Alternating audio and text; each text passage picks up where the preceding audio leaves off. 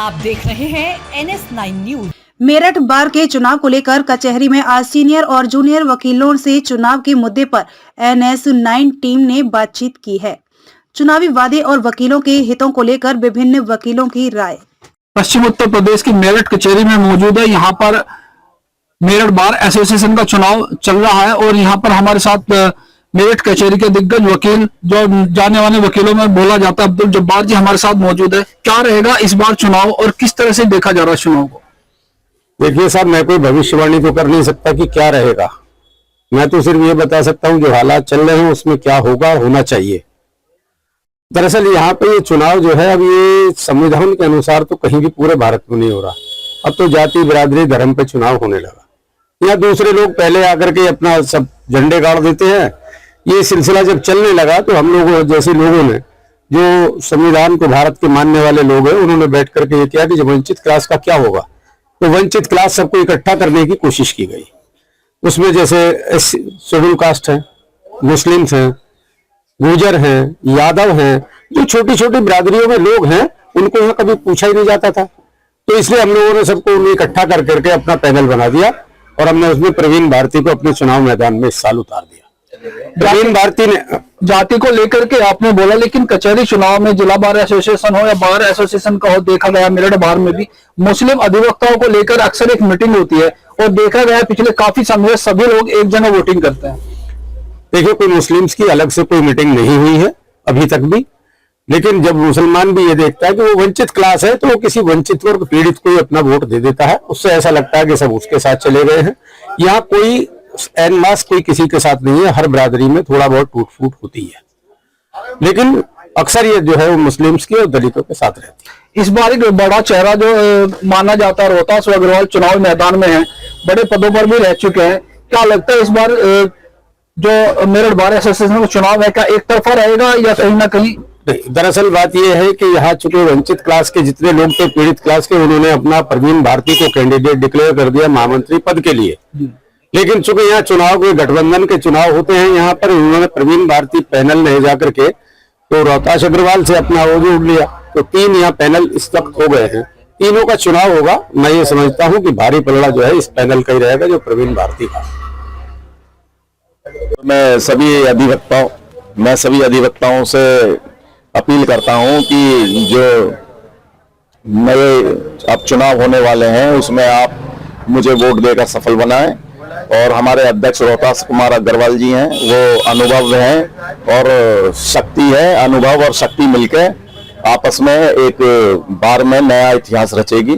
और मैं एक सिस्टम और डेवलप करूंगा कि अचानक किसी एडवोकेट की डेथ हो जाती है तो बाहर से 1 लाख रुपए मिलते हैं, और वो कभी कभी तो बहुत ही बच्चों को 1 लाख रुपए की कोई सहायता नहीं होती। तो एक ऐसा सिस्टम मैं डेवलप जरूर करूंगा बार में कि जो कम से कम 8 से 10 लाख रुपए हम ही मेंबरों से वो मिले। बार एसोसिएशन का चुनाव इस बार बेहद ही रोमांचक और दिलचस्प होने जा रहा है। हमारे साथ यहाँ पर प्रत्याशी के रूप में प्रवीण भारती जी बात करते हैं किस तरह से ये चुनाव रहेगा और चैम्बर को लेकर युवा अधिवक्ताओं के लिए क्या लड़ाई रहेगी, क्या उनको व्यवस्था कराई जाएगी चैम्बर को लेकर। मैं Praveen Bharti advocate Meerut bar association में महामंत्री पद का प्रत्याशी हूँ। और जो चैम्बर की समस्या है, सबसे ज्यादा हमारे लोग जो नए बच्चे आते हैं उनके लिए है। यहाँ कुछ चैम्बर थे भी पहले, उसको बिल्डिंग को तोड़ दिया गया और ये कहा गया कि हम नया बनाएंगे, लेकिन वो कानूनी उसमें पड़ गया और इसलिए वो प्रक्रिया सारी रुक गई है। लेकिन हमारे जिला जज साहब, उन्होंने काफी कुछ उसमें पत्राचार भी किया है हाई कोर्ट से, तो काफी प्रयासरत हैं वो, और उसमें उम्मीद है कि वो जल्दी समाधान हो जाएगा। और रहा उसका, जहां जहां पर भी जमीन है, डीएम महोदय से मिलकर और जिला जज से मिलकर एक ऐसा प्रस्ताव बनाएंगे जहां नए जो बच्चे हैं उनको सबको चैम्बर मिले। चुनाव आते हैं, बड़े बड़े वादे होते हैं, लेकिन चुनाव संपन्न होने के बाद जो विजेता प्रत्याशी के रूप में विजेता हो जाते हैं, अध्यक्ष चुने जाते हैं, उसके बाद ये भी सुना गया युवा अधिवक्ताओं को उनके जो मांगे हैं उनके चैम्बर को लेकर कोई बात नहीं हो पाती है, इसलिए मिशन कहीं ना कहीं अधूरा सा लगता है और युवाओं में भी कहीं ना कहीं उपेक्षा का रूप लेता है। नहीं, देखो, जो लोग जीत के आए हैं उनके पास चैम्बर हैं, सबके पास वो संपन्न समाज के लोग हैं, ज्यादातर जो हमारे लोग आ रहे हैं, मुस्लिम आ रहे हैं, एससी हैं, और जो छोटे छोटे लोग हैं गांव देहात से आते हैं, वो 10 लाख का या 20 लाख का वो कहाँ से ले लेंगे। प्रैक्टिस शुरू को होती है, थोड़े से पैसों से शुरू होती है, तो अगर गवर्नमेंट की तरफ से हमें मिल जाता है, अलॉट हो जाता है, तो उसमें सबको मिल जाते हैं चैम्बर। लेकिन अगर हम यहाँ मार्केट कहेंगे, अगर यहाँ खरीदने जाओ तो 10, 20 लाख, 30 लाख, 50 लाख ऐसे चैम्बर हैं, तो आम अधिवक्ता नहीं खरीद सकता। अधिवक्ता दूसरे लड़ाई झगड़ों की अक्सर लड़ाई लड़ते हैं कि अपने जो बोलते हैं उसको, जो क्लाइंट होते हैं उनकी भी लड़ाई लड़ी जाती है, लेकिन कहीं ना कहीं जब वकील और अधिवक्ता आपस में कहीं भिड़ते हैं या पारिवारिक समस्या होती है तो उसको किस तरह से लड़ा जाता है? नहीं, वो तो देखो, हम तो दूसरे की परेशानी लेते हैं। किसी की भी, आम आदमी की कोई भी परेशानी है, कानूनी अड़चने हैं, उनको हम दूर करते हैं और उनका हम साथ देते हैं। रहा अपनी पर्सनल, तो पर्सनल लड़ाई में हम पिछड़ जाते हैं। कहीं ना कहीं सरकार का दबाव रहता है पदाधिकारियों पर, और उस दबाव का खामियाजा पूरे अधिवक्ता समाज को भुगतना पड़ता है। लेकिन मैं अपनी तरफ से आश्वासन देता हूं कि हाँ, हम किसी के दबाव में नहीं है, और ना ही बार में आ गए तो हम ऐसा काम करेंगे सिर्फ एडवोकेट वेलफेयर के लिए।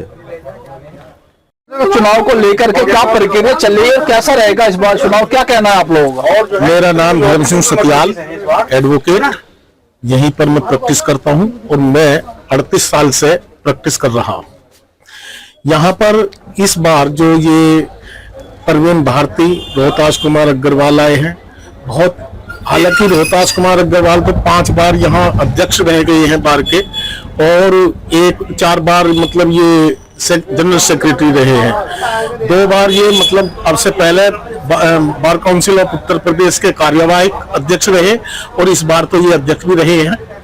और यहाँ पर दोनों का जो पैनल बना है वो सर्व समाज की, सभी लोग इसमें सम्मिलित हैं, और सर्व समाज की तरफ से ये पैनल बना है, और इसमें पूर्ण आशा है कि ये पैनल कामयाब होगा।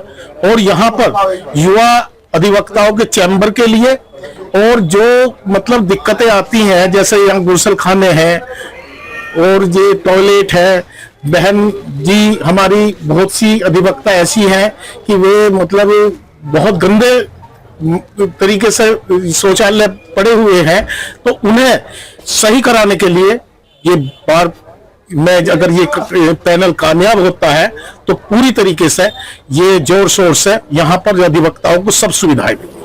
युवा अधिवक्ता और महिलाओं के लिए आपने ये सब बताया, लेकिन आने वाले चुनाव में किस तरह से ये रहेगा, क्या आश्वासन रहेगा युवा अधिवक्ताओं जो यहाँ पर आ रहे हैं उनको किस तरह से चैम्बर अलर्ट किए जाते हैं? देखो, ऐसा है, यहाँ पर जो अभी ये पुरानी बिल्डिंग जो टूटी हुई है अधिवक्ताओं की, उसमें ये कहा था कि मतलब इसमें दोबारा से ये चैम्बर इसी में बनेंगे, लेकिन कुछ कानून की तरफ से मतलब ऐसे अड़चन पड़ी है कि वे चैम्बर अभी तक नहीं बने हैं, और हमारे जिला जज महोदय ने भी इसमें काफी प्रयासरत है, और वे चाहते हैं कि मतलब अधिवक्ताओं के चैम्बर बने और युवा अधिवक्ताओं को सबसे ज्यादा प्रेफरेंस मिले। ठीक है।